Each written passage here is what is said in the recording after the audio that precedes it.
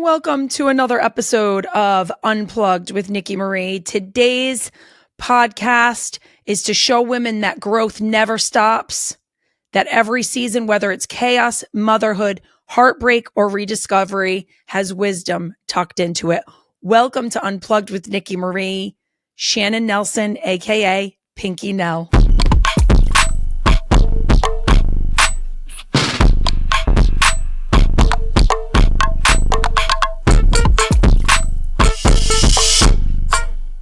Welcome to Unplugged with Nikki Marie. Today we have Shannon Nelson, otherwise known as Pinkynel. Well, the Pinky was a nickname when I was a kid. Started as Porky, but they had to change it to Pinky when I was 1 because they were afraid it was going to stick. And the Nel's just the beginning of my last name. I couldn't come up with anything creative, so that's what I am. That is creative, though, and I love that there's a little mini story to it. Today's podcast topic, are you ready for this? Shannon doesn't even know this. Yes. Is going to be called A Letter to Our Younger Selves. Ah, I love it. So when you hear the phrase, a letter to my younger self, what comes to mind? Oh, gosh. Well, I'm going to be 70 in a month. So my younger self is many years ago. A lot of things come to mind. Mostly, well, I got to be honest, Nick, I charged around on full throttle for a lot of my young life without a thought in my head, and took lots of huge risks and, was just a wild woman. And I don't have too many regrets about that because I ended up living through it. When I think in terms of my younger self that might have needed a bit of schooling, it mostly applies to my time as an active parent. And when I say that, I mean when my kids were under my roof. And there was a lot that I would do differently now. I love the vulnerability. I mean, listen, I'm going to open up with, I always do the intro before or after, because that's when I feel most like the pressure of not having the person sitting across from me. But the way I want to describe you to the world is I asked you to be on this podcast because you're one of the follows that I know I can rely on for truth, honesty, wisdom. I don't know if it's your age where you're like, I'm just going to be honest here. Right. And there's some of the inbox, some of the DMs that we've sent each other have been very raw and honest about mother-daughter stuff, about divorce, about single motherhood. So I'm like, I got to get her on so we could just talk to not only our generations, but the younger generation too, who are like, what's it like to be a woman who seems so confident and has it all together? Oh, wow. I'm really hoping I can record this and give it to my kids because they're not going to believe any of the stuff you just said about me. But yeah, that's a good thing to ponder. And I don't know that I really have any answers. I just know you asked if it was just aging, and I think a lot of it is. I don't think I'm that wise or that smart. It's just that I've lived through enough to know what, probable outcomes are. And yeah, it's interesting how, and I'm sure you've heard of the We Do Not Care Club and sort of all of the language around that. But the truth is that as you get older as a woman, you really don't give a shit. And I'm sorry about the language, but it's just the truth. Oh, please swear away, girl. Okay. So I as I've gotten older, I could, I always took chances, and I took them in a public way. I did media, I put myself out there and humiliated myself many, many times, but through every single brutal humiliation, there was learning. And so I've gradually gotten to this point where really, I don't give a flying fuck what you think of me anymore. If you don't like my video, I don't care about that. If I had fun making it, we're all good. I don't care if I hit a poor golf shot, if I'm having fun with my friend, we're all good. That honestly, genuinely happens. And it's gradual, and I'm pretty sure it's already happening to an extent with you, but it's such a blessing. So being 69, going to be 70, there's something that happened with me. My mom turned 70 in July. And there's she's something. A 55 baby like me. Yes. She's the 50. So my grandmother was the 22. I'm the 50. She's the 55 and I'm the 77. Oh, So wow. we That's got, very cool. oh yeah, we got all the spirit numbers covered. Yeah. But there is something very, I don't know what word to use, but there's like a perspective to my mom turning 70. I feel like Yeah. I've given her more grace with like the number 70 on her for some reason, because I've always been tough on her. Yeah. You think I have that to look forward to? Well, that's why I'm telling it to you. There is something about my invincible mom turning 70 that I'm like, wait, what the hell? Yeah. How did that happen? Yeah. Well, I can tell you that in terms of giving grace to your parents, it's really a sad thing that you realize you should have done that more after they're gone. And both of my parents died within the last 5 years. And I'm not sure I cut them a lot of slack when they were alive. I mean, as they got older, I certainly did. But it's a very interesting thing, especially the mother-daughter dynamic. And we've discussed this before. My kids are hard on me for sure, but I understand it because I've always been this out there personality, and kids want it to be all about them. And so when you're out there sucking all the oxygen out of the room, they're kind of like, and plus we're out of date and hopeless. So I understand that, and and I also understand that at this stage of my life, I've got lots of time. I mean, I'm busy and I'm doing lots of things, but I've got lots of time to think, and I've got lots of time to do the things that bring me pleasure. Whereas people your age, my daughter, my two boys, they're working their asses off.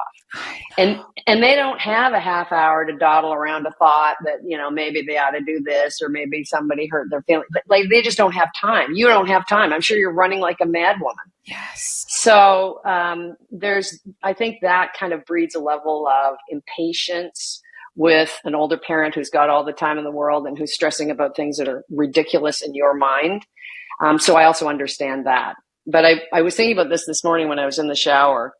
The thing that makes it all okay for me is that I look at my three kids. I've got two boys and a girl. My daughter's in the middle, and they're all launched and they're all doing well. And I have a very good relationship with all of them, although it's different with each child. My relationship with my oldest son is very different than the one I have with my daughter, is very different than the one I have with my youngest son. But we're good. Like, I went to Scotland with my two boys last spring, and we played golf for 12 days, and it was the best thing ever. I live with my daughter and her family for 5 months of the year in Canada. And yeah, she, gives me grief, but it's because she's in a hurry and I'm a big distraction because I'm a jackass. So, that's basically what it's about. But ultimately, they parent, especially my daughter, like I did. And to me, that's sort of the ultimate confirmation that we're okay, is that they obviously, I mean, yeah, I get grief for a lot of stuff that I did when I was a parent, and I deserve it. But I also get validation through watching them parent. I love that. I think I just told a story this morning that reminds me of that, right? I don't know how you parent. I don't know your parenting style. I want to know, but I'm trying to give myself a little more grace. I don't know if you remember when your kids were around my kids' age. I don't know if you look at my videos and you're like, oh my gosh, I remember that. Yes, all the time. In fact, I followed you before you followed me. And I kept thinking, well, that I remember. Yeah, you and I have much in common on that front. So, yeah. And I think probably you, by voicing that in ways that are often uncomfortable, really help a lot of people who are going through the same stuff you're going through. And a quick snack break with JUNKLESS. Thank you to today's sponsors for supporting me, for supporting the Unplugged podcast and making this video possible. Today, I am going to chomp on double chocolate JUNKLESS granola bars. No fake stuff, 34% less sugar, deliciously real. I don't know about you moms, but ingredients matter to me. And if we could get the same good, yummy taste without our kids knowing that these have less junk in them, let's fill up the snack drawers. Thank you again, JUNKLESS, for being a sponsor to today's episode. Yes, and it's true. And that's what I think we've both found on the internet, is that where I'm at in parenthood is relatable to people. Where you're at in parenthood is relatable to people. And when we can build the bridge, I think that's overall what I really wanted out of this episode was, I think it was the grandparent post that kind of prompted our DMs, right? I posted a video where I'm like, I don't know that my parents understand what it's like to raise little kids right now. Yeah, And and I right. think And you're there's a true. friction because I'm not to say that they didn't work hard and they didn't have to do things. It's just different. So talk to us about that. Like, what's it like? Oh, well, so when I'm in Canada, which is 5 months of the year, and I live with my daughter, I have a suite in the basement, and it's lovely. And there's a 9 and an 11-year-old there, and like they are so much fun and such a challenge. But watching my daughter and her husband Brian, who's the greatest guy in the world and who makes it all possible because he can stand me, parent those two kids is really interesting. And as a parent, I was pretty no nonsense. Like there wasn't a lot of indulgence. You got to sniffle, you're going to school. You got to now eat, you're going to be fine. That's the kind of parent I was. And my mother was that kind of parent too. Those kids are so much fun, but parenting them is so different. Like, first of all, just all of the electronics, the technology that they have exposure to. And they don't get a lot of exposure. They're athletics, so they mostly play sports, but it's just sucking in their attention 100% of the time. And so the social media, which we don't allow, and that's been a challenge for me because they are such a wealth of story I ideas. know. Oh yeah, you get it too. And so, all of that is so different. Like I sent my kids out to play. I didn't go and watch a practice. I mean, who watches a practice? I had my own thing going on. I was working. I had kids. I was trying to stay fit. Everybody was managing. Plus, I was very much let's give them some independence and see how they do parent. And so that's a hard thing to do these days, given, all the threats out there. So, Yes. but yeah, it's very different. And I am learning. My kids will probably tell you I'm not very good at this yet, but I'm learning to just zip it. Uh, so all right, I want to pull this back because some of the things you just said hit home so much so, but I don't think I have the expertise. So let me reframe. I want to give my kids more of what I had in the 80s. Right. I think that's probably pretty common. So where would you say, because you see with your grandchildren, they're the same exact age as my kids. Where is that doable and where is that not doable? So, for example, my grandson, who's 11, we let him walk. Well, I say we, his parents. That's how I see it. His parents will let him, walk 5 blocks to the local store to buy something with his buddies. And it's going to sound crazy to people my age because, of course, you would, right? But that's not very common in today's parenting world. They give them, well, I probably shouldn't confess too much, but they give them lots of independence. They walk to and from school on their own. Sometimes we walk with them because it's fun and we got dogs and that's all very groovy. They can manage getting from A to B pretty much on their own. And in a time when I don't think a lot of parents allow their kids to do that. And when I see, like you did this video, which I had to crack up at, about parent drop off, it was so classic because sometimes I'll walk up to school with the kids and it's like the cars and everybody's pissed off and they're honking at each other and and the kids are running around and somebody's going to get killed but it's just classic, right? The whole time I'm thinking in my little head, well, why don't you get out of the car and just walk them to school? Like get a little exercise. No, I love that you're saying this. Like I took my kids out. I thought you were going to comment on the video that I did a while ago. I think it was more in my stories where I was like, I just took my kids out to ride bikes and I realized they don't know how to freaking properly ride fucking bikes. I mean, it was last spring and I was like, oh my God, my kids are 8 and 9 or 9 and 10, whatever. And I was panicked. I'm like, there is a car coming. Yeah. And it makes you feel like a failure that like kids aren't on bikes. And it's mainly because we're scared that people are not paying attention while they're driving and it sucks. But that's the reality, right? So there's kind of a fine line between them learning to navigate through the world on their own and keeping them safe in a world where they're not used to seeing kids navigate on their own. And so they're, just the rest of the world is, motoring around oblivious. Right. So that's a really fine line to walk, I think, as a parent. And I totally relate to you. Like, I remember letting my youngest son, who I think was 11 at the time, take the bus downtown. And even in my time, I had confessed that to a friend, and she was, "Oh my, you let him on the real bus to go downtown?" And it's like, well, yeah. And he went downtown, and I don't know, came back a couple hours later, and it was all good, and he felt good about it, and I felt good about it. That would never happen today. Right. My parents So we laugh because my brother, he's 30, right? They took him to what was it, Turks and Caicos, Jamaica, whatever, and he's up on the parasail, and they're on the land waving to him, and we're like, oh my god, he was like 8, 9, 10 years old on yeah. a freaking random boat in the Caribbean, and you think about that now, it would just never happen now. No. And understandably, so I get that. I would have been. The other thing is, I really think that parents these days, and thank God there's somebody like you saying the way it is, but all of this aspirational Oh parenting god. bullshit and the pressure it puts, like, I've got 2 daughters-in-law who are wonderful people and loving, kind, great parents. But, what they see on social media is an impossible standard to aspire to. And I'm sure they're walking around thinking a lot of the time, I'm not doing enough. I'm not good enough, whatever. Like, that must be awful.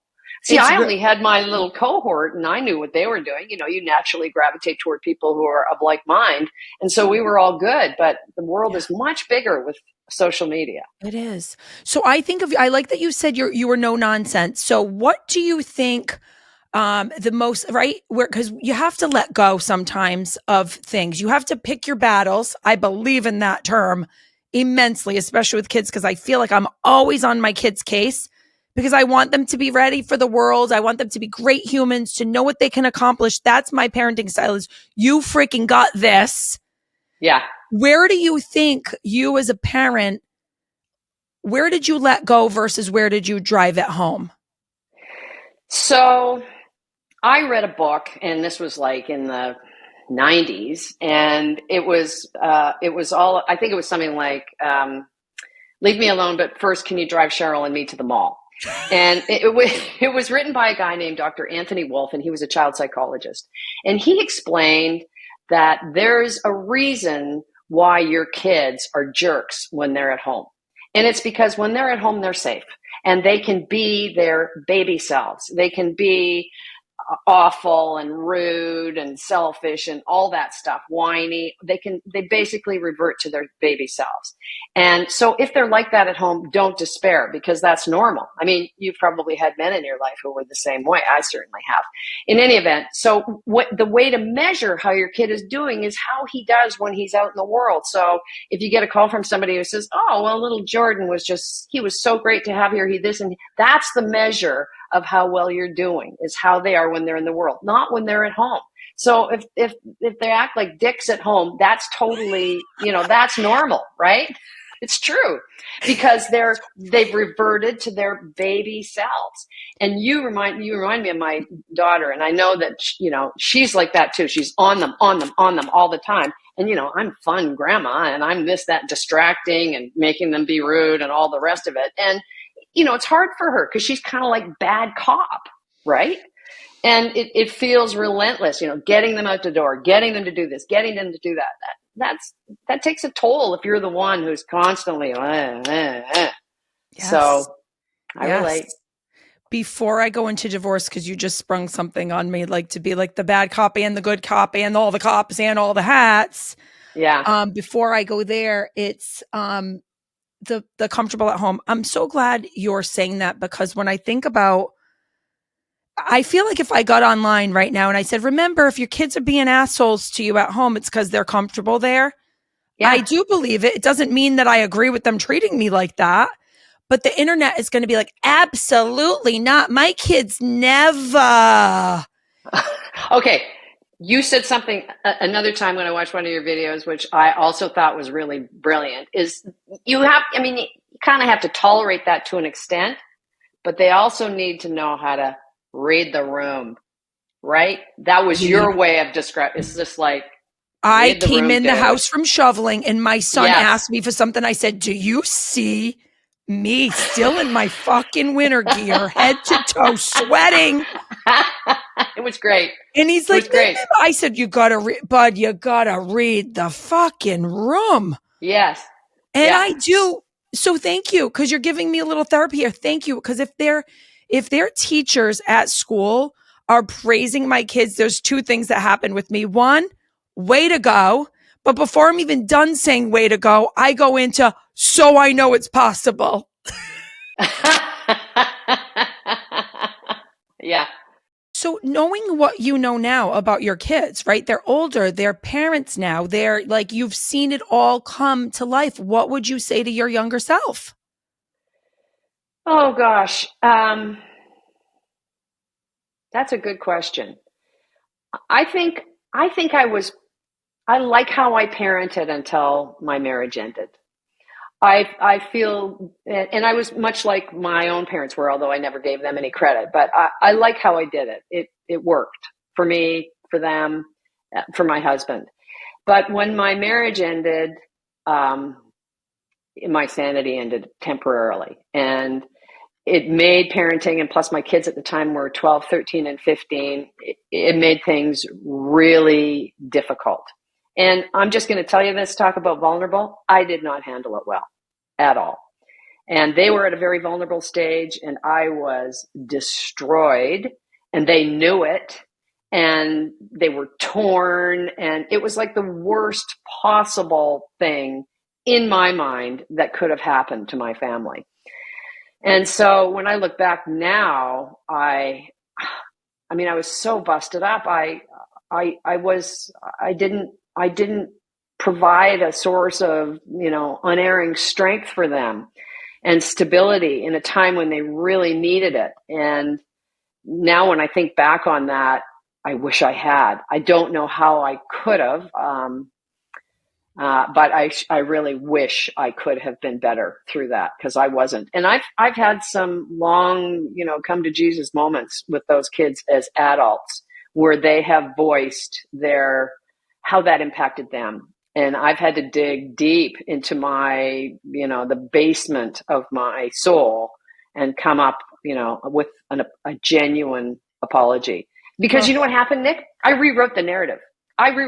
So that I was this strong pillar of strength for my kids, and I soldiered through that difficult time, and it was complete and utter bullshit, 100%. And so they very generously pointed that out to me, and I had to do some serious soul searching, which I did. And that's my biggest regret, is how I handled that. I wish I'd been a stronger, better mother through that. I really do. But the fact that you're saying what you're saying is so huge. Your generation did not grow up with therapy, did not grow up with, right? It was like accountability. Wait, what? I'm going to position this so that I am badass. Yeah. That was really all that mattered, was you handled life, you grabbed it by the balls, and you dealt with the cards you were given. And now you're saying, oh my gosh, I want a relationship with my kids. Yeah. And here's what it's going to take. I would have had a relationship with them anyway, I think, but it would have never been the same. And I've seen a lot online about kids who sever relations with their parents, adult kids. And to me, that is the worst possible thing ever. In a way, I relate to those parents, because when my kids first started making noises, and it was mostly one of them, I really got my back up, like, how dare he, I didn't say it to him, but, how dare he come at me with this after all I've done for him, kind of thing. It's really hard. You will experience it. I'm guaranteeing you that. I already am. It's really hard to not absorb that and just want to lash out at them. But I kept my mouth shut. And here's the interesting thing. So I am a sober person, and I quit drinking probably 12 years ago, but then started. And part of my lack of ability to handle my life well from the point of my divorce on was that. And when I quit drinking alcohol, it I had to take a long, hard look at everything, as you do in recovery. And believe it or not, and I'm not, a Bible thumper or an AA or anything, but I developed the tools, the ability to be introspective and to see that, all the crap in my life had to do with me. At least I was the only sort of controlling factor. And so I was able to, take a breath and and acknowledge that they were right. But that was a huge wake up for me. Huge wake up. I don't know if it's social media that I see so much, right? Because the content that I am ingesting is I see parenting through all the phases of life. And I always think that right now, coming out of my divorce era, I'm in the era of holy shit, what am I going to do when my kids don't need me the way they do now, right? Or the empty nester. So I'm really trying to create the life that I want for me. And sometimes as a mom, you feel selfish doing that. It's really weird. Oh, I get those feelings too. I still feel it now, as a person who doesn't have kids underfoot or kids dependent on me. I understand that. You don't need to be in a rush because you are going to have a life. So my advice to my younger self, if I was in your shoes, would be, relax and enjoy this now because it's going to change faster than you know. Your kids are 8 and 10 or 9 and 11 or whatever. Mm-hmm.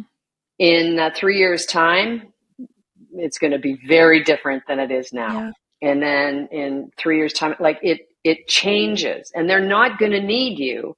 Right. But it's a gradual change and you've got so much cooking in your life anyway. And your life is going to I remember when I turned 35 thinking, okay, I know who I'm married to. I know how many kids I'm going to have. I know where I'm going to live. I know what I'm going to do for a living. I thought I had it all figured out and it completely changed. I could never have dreamed that my life would end up the way it is and that I would have done all the things I have. And that is absolutely the way it's going to be for you as well. The only thing is that when you're divorced from the father of your children, it never goes away. Never goes away. So every graduation, every marriage of a child, every birth of a grandchild, every anniversary, every birthday, every fucking special day for the rest of your life, you will be dealing with that at some level. And it'll get easier. And it's, I have, I think, as good a possible relationship with my kid's dad as I could. I love him. He's part of my family. He irritates the ever-loving shit out of me, but it's as good as it can be. But it's a good thing because I got to see that guy all the time. Absolutely. I want to scream that out loud because it's like, I think maybe you can relate to you divorce someone, everyone who loves you hates him. Yeah. Or right. And but your focus is not about hating. It's about driving through this. It's about getting the job done for the kids. And that's what I'm trying to do right now is he's coming over for Halloween because why would I want to take that away from my kids? Exactly. It's like sometimes you choose peace for your kids, for yourself. Well, just even for yourself. Like I knew, absolutely, even though I was heartbroken, I knew even in those early days that the only way through for me was to get to a place of forgiveness, even if that took 10 years or whatever. And it might have. But to get to a place of acceptance is probably, a better way to put it in those early days. I knew that was the key to everything. And from a selfish point of view, that was number one. Obviously, so much better for the kids. But it really, I've talked to younger friends who've been in a position where they're, wondering if their marriage is going to last, whatnot. Here's what I tell them every time. You stick with it until you're throwing up in pain, having to stay with the person, because that is never off your plate, ever. Yeah. And what feels right now, life changes, your situation changes. It's, and then of course I went on to get married another 2 times and divorced. Yeah, well, I was trying to recreate the whole primary family thing, which is impossible. Yeah. You're never. So it sounds like you've done a lot of a growth in this second chapter of your life, whatever, third chapter, maybe, whatever we want to call it. But go ahead. Go ahead. I was going to say, go back to when you said earlier, I loved who I was before my divorce. I love the parent that I was. I love the mother that I was. What was that mother? That mother was engaged, I mean, my kids always say I was a very fun mom. You know, I told the most ridiculous stories. I have always engaged in ridiculous antics. I'm a fun girl. I just really am. And my Yes. natural countenance is cheerful. I just was born cheerful. I mean, I have times when I'm, angry, not very many, but, or let's say flat, because I don't really experience depression or anything, but I'm generally a cheerful person. So, the kids were at my house and we did all kinds of stuff that was really fun, non-traditional stuff. Like I wasn't on the ground coloring with them, boring, but we did, we had lots of fun. And I liked how I was then. I didn't like having that ability to parent as I wanted to, ripped away from me because I was so consumed with grief. I did not like that. Yeah. And I did not respond well to that. So, Yeah. yeah. I I was, think this is, Nikki, I was always really practical. And I mean, we didn't have a money problem. We weren't rich, but we weren't poor or whatever. I was never a materialistic person. In fact, my brothers tease me that, I'm the cheapest date they know. I'm not into material stuff or anything like that. But I liked who I was when my kids were little. And when I reflect on my life, now that is changing now. I've always told them that, those were the happiest days of my life when they were little. I had so much fun with it. But that's kind of changing because I'm having a lot of fun now too. Something I never good. expected. Yeah. Good. And I want to hold that because I want to get back to that. But you really triggered something in me. Like I feel emotional right now because I've never thought about I think I've only thought about who I was before the divorce because I'll pull up old videos and I'll think to myself, oh my gosh, I was so present and calm and interacting. It was everything. I'll sometimes show my daughter to joke around. I'll be like, look how nice we were to each other. Like, look at how we talked. And I don't think we hear enough about how your fight or flight gets turned on when you're doing it Yeah. all alone, right? Because you see this, Oh, you see me online and you think, oh, I'm a newly single mom. I want to be like her. I don't think we've talked about the layers and the work that it's taken to get to this empowering point that I'm in and not even fully in yet. It's a yeah, freaking journey. it is. And then even when you're fully there, which I think I am now, there are times when, I don't feel like I have it together at all. So, there's an ebb and flow. That part I know because I've ebbed and flowed. But I don't know that I'm never going to be any more well than I am right now, physically, probably emotionally. I feel pretty good about where I'm at right now. I like what I'm doing. For me, number one is all my primary relationships are in good order, and they Yeah. are. And that sometimes fluctuates due to circumstances out of your control, but right now they are. My grandkids, everybody's healthy. This is a good time of life for me. Plus, I'm doing all the things I love. Like I play golf, 4 or 5 times a week. I fucking love my golf friends. You would love it out there, and it's competitive. And I've got this social media thing going on, which I never in a million years expected to get to the point that it does. And that for me is, believe it or not, creative. Like It is. It I is. found my little place where I can tell stories and be an idiot, and it's all good, and I have fun doing it, and I'm still healthy. Like this is a good time of life for me. I love that. I see my mom and my stepdad having a ball. Yeah. And what you could do, right, is you could be like, wait, because I've done this to my mom. I've done the whole, when you had me, grandma and grandpa were always with me. Yeah, Right. I So you get can that get too. mad at that generation for like, hello, where's my village?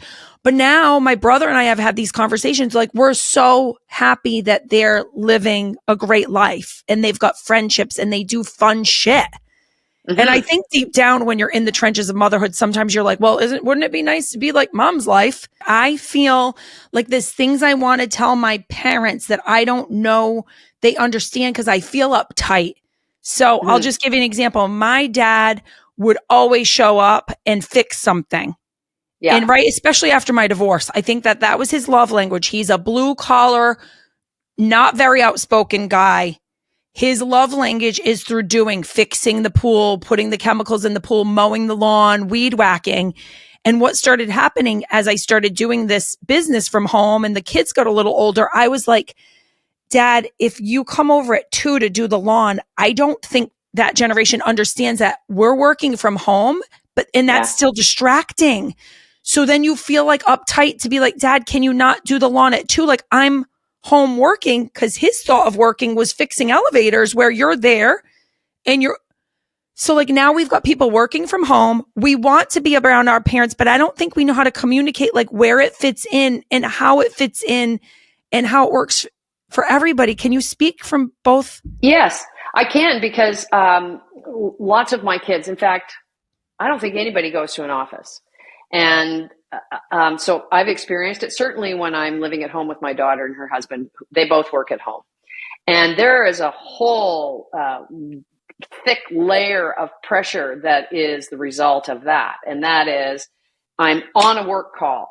It has to be quiet. I can't, like, the dog can't even be barking, for heaven's sake. So I certainly see it. And I think there's just sort of an understandable level of tension that is triggered by everything that isn't, contributing to you being able to do your job in a way that you want to. So whether it's a lawnmower going or, a dog barking or me going, can you help me with my computer? Or, making the kids laugh too loud or whatever. It's legit. It's totally legit. If you were in an office, you wouldn't be feeling stress about all that stuff. So I don't know what the balance is. I understand it now because I've been yelled at enough times so that I get it, right? Like I get it. And I get the fact that we need to be out of the door by this time. And I get that, I understand that all because I've lived in it. And how do you relay that to people who probably can't even abide the idea of somebody working at home because you're probably just slacking off? I don't know. But what would you say to your generation about not giving I don't want to say not giving the guilt trip to their kids, but what's language that what are things they can do to support their kids who need the village right now, don't know how to ask for it, want it, but like, I think these two generations specifically, like the millennial and the Gen X, and then we're struggling to find that, because both generations were raised with like that grit, get it done, don't ask for help, independence. And it's clashing a little. Yeah, it's a problem. I just think you really need to be clear about communicating. Now, it's funny because when you said that, I was thinking, well, don't make me come over and babysit or anything. Like, if that's what you're talking about, I'm out, right? Yes, but what do you want? What do you want? What do I want? I want to be able to help out in a way that feels comfortable to me. Boomers are charged with being the selfish generation, and it's true. And I think there's never a time when we're more selfish than right now. So I think there needs to be a little give on both sides, but you got to communicate around it. Like I get where my kids are at because I've seen it now. And so if somebody snaps at me or whatever, I never take offense, man. It's like and plus people are snapping at me all the time. It's like water off a duck's back, but that's a really important thing to develop. And be good if your mom and dad felt that way. I don't know how to help you with asking them to do things. I'm a communicator. I just see in my comment section that there's a lot of people that don't have the communication skills, and they cut their parents off because they assume you don't want to be here for your grandkids. I don't feel that way, but I see how many people do. And I know that if I'm feeling a smidge of like, oh, this is awkward, I don't think my parents understand that I'm not just making random videos it's not just what it looks like. So we're living in these different jobs, like careers look different now. Before, when I graduated high school, it was like, do I want to be a teacher or a nurse or a lawyer? Like, I would have never thought that I could do something so creative. This is a really good point that you're bringing up. So I just want to also say that, so with regard to my kids, I think they probably felt, when I'm living in the same home as my daughter and her family, I'm very hands-on if they need me. Because I'm there, I'm in the building, send the kids, like I spend a lot of time with them. That's all good. I'm sure the boys think, she doesn't really do very much for us because, it's inconvenient. it might, conflict with the tea time. I'm glad But you're admitting this. Yes. oh, it's absolutely true. Do I want to hang? And just let me tell you, babies are cute, but they're just not that much fun. Now, the 9 and the 10-year and 11-year-old, or the 5s and 6-year, they're a lot of fun. I mean, you can have a lot of fun with them. Yes. But so I think on the one hand, in my generation, we don't necessarily respect what you're doing to the extent that we should. Otherwise, we'd be pitching in more. But since I've sort of turned what I'm doing into a small business, there's been a little sort of pushback on the other side too. It's like, well, now I have more credibility for having more time for me because at least I'm earning a living, right? Like, so there's been just a sort of a small kind of, so it's changed a little bit. Yeah. And, but I don't know. It's a tricky problem. I think for my generation, the smartest thing is we just need to learn how to get our backs down, which I think I have, although it goes up and down, up and down, up and down, but get my back down, understand what it's like for you, which, when you're living in the house, you get it. Yeah. I understand. So I'll tolerate a lot of crap because Right. I'm just a distraction, right? And then beyond that, I don't know. I mean, maybe it's just like this. My parents were very good with my kids. They were very hands-on. And I really benefited from that. It was huge. Huge. Now, I will also say that my 2 sons each have a set of in-laws that are very hands-on. Yeah. So my oldest son lives in Las Vegas. His mom and father-in-law are amazing, and they live 2 minutes away, and they are there all the time. And that's great, man. It takes a village. And then my other son, who lives in Vancouver, his in-laws are there all. And I look like the most selfish, self-absorbed, ridiculous twat on the planet. So, but it's, listen, okay. I think it's all different, and it's all how it's back to expectations. Yeah. Right? It really is back to expectations. If I expect that my parents are going to be exactly the same as their parents were when I was little, that's I created my own idea of what it was going to be like. And then in the grand scheme of things, if they were, I don't want, so it's like we're hypocritical because I want them to help more, but I don't even know what it is. I don't even know what it looks like. Yeah. I don't even know where the time fits with youth sports, all this other shit that's going on. And then when they try to help, I deny it. So it's like we're all a mess. Yeah. We're all a mess. Yeah. I think it's just the sort of the common generational clash that exists and will probably exist between you and your kids when they get to be bigger too. I mean, it just is what it is. I will say that your generation in general have very high expectations for the impoverished in terms of, let's say, well, that's probably not the best word, but for the boomers, right? We're just not that good. So, acceptance that we are who we are, and, just try and work with each other goes a long way. I have a few rapid fire. Oh, okay. That'll be fun. Yes. What's something that your younger self got right that you want to thank her for? Going for it, not being afraid to put myself out there, even though chances were high that I was going to fail. Love that. And look at you, seriously, going for it online. You're going for it and it's working. What's one hard truth you had to learn the hard way that you hope another woman might hear today?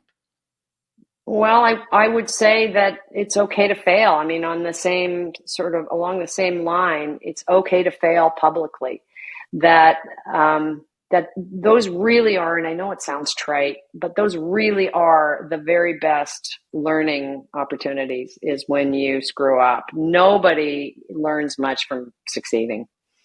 So I would say I always went for it, but I did care when I failed publicly, which I did a lot. And I would say now you don't need to care. There's one that I love there's one that just stood out to me from what you said earlier is what would you tell a single mom or a single dad right now who's in the trenches? What would you tell them? I would say try to enjoy as much of it as you can, knowing that it's going to change dramatically and that you'll look back on those years and wish you had them back. It's so true. Okay, so I really this one's a little bit deep, but and I know we keep saying the letter to our younger selves, but if you were to read a one sentence letter to your younger self right now, what would it say? It would say, "You're going to be okay. Just keep being you." I love that, Pinky. That's It all I is got. true, and you added so much to this from the standpoint of things that I couldn't have even teed you up for. Teed you up for. Should I get you giddy about golfing? Things that I couldn't have teed you up for, which is like knowing how to own your shit too. Yeah. That's a really hard one. I think probably it's the hardest thing that I went through with my kids. Now, I've been lucky, so my kids haven't had any major psychological or health problems, but having to own up to the fact that I wasn't always a great parent. That was so hard. I don't know one person though that could possibly get through every phase of parenting without feeling like at some point, whoa, shit. Yeah. That few years was a lot. I just don't know that does every parent that's my age have to have kind of a big comeuppance talk with their kids when they're adults and apologize for, I don't know. But losing the plot? all I think about is the mom that I was when my kids were younger. And I'm like, shit, they're not even going to remember that. They're going to remember the grizzly bear beast who's nagging them about fucking bath time, screen time, food, early bedtime. They're not going to remember that. No, they're not going to remember that either. Okay, thank you. Yeah, because that's just noise to them. So they live with that every day, right? That's just noise. Doesn't matter. Yeah, they're going to remember the way you walk through life. I saw it last night. My daughter came home from school. She had this piece of paper and she was like, "Can I read this to you, Mom? I'm trying out for student council." And I was like, I said, "Do you want me to be cool about this?" Because there's moments there where they hit tween years and they don't want to share all that shit with you.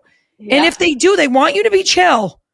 So I was like, I'm going to sit here. Should I look at you or do you want me to just close my eyes?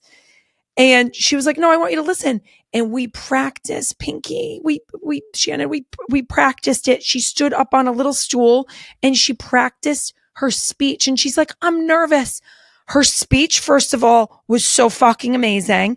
Aww. It was about how she wants to improve the school year so that it's the best year ever for the fifth graders before they go off to middle school. And I listened to her and I thought, she has seen me do this so many times in front of people. She wants to do this. And I was so proud. And I was like, Nikki, everything's going to be okay. Yeah. And I saw it in a moment that small. I was like, this kid. Yeah. So we got to take those little moments and celebrate them as much as we can. Oh, absolutely. And I'm sure you've already seen this, seen your daughter, maybe your son, but probably your daughter do things that are like you, right? Like mimicking you. Yeah. I'm sure you've seen that already. Cause I see it with my granddaughter who's 9 and she's so mature. Oh my gosh. And just so together. And it's like, and functioning in a way that I think she anticipates that both her mother and I might, it's interesting. They're watching everything and they hear everything too.